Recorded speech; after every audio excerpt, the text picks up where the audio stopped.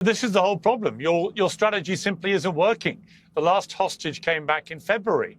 Since then, you've launched a 3-month blockade of the Gaza Strip, which involved removing any ability to bring in food or aid or water, starving people in a way that is a war crime by most people's understanding of that. You've now allowed a minimal amount of food to be going in after a huge international outcry.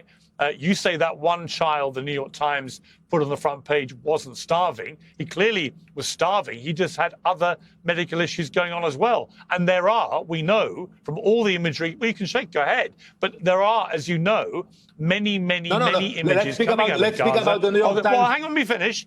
Let me finish. I'll let you finish. That there are many images coming out of Gaza of starving children. We're not making this up. And if you really believe it's not happening and all of this is a blood libel, then again, and I've had this conversation with you before, you should be pressurizing your prime minister to allow international media to go into Gaza to verify exactly what is happening. But, you know, I want to play you a clip. This is from the BBC. Oh, hang on. I want to play you a clip from Jeremy Bowen. You're spreading so many lies. Hang on one second. Ambassador, with respect, I will let you respond.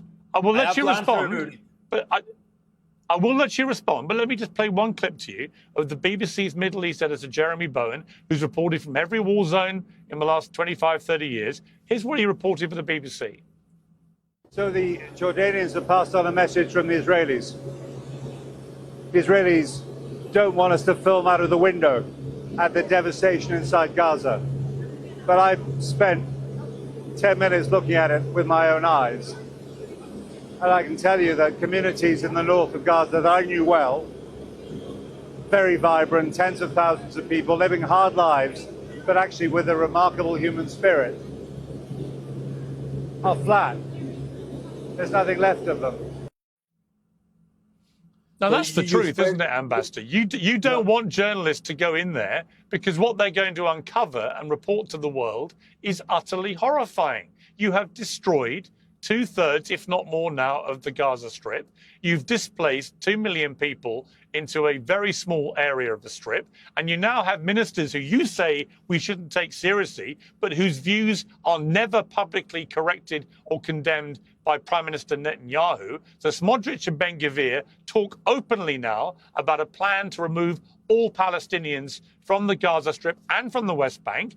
And you simply say, as the ambassador, well, you shouldn't take them seriously. Why shouldn't we? Yes, why shouldn't we? I've not heard Netanyahu. Netanyahu doesn't say what they're saying is wrong.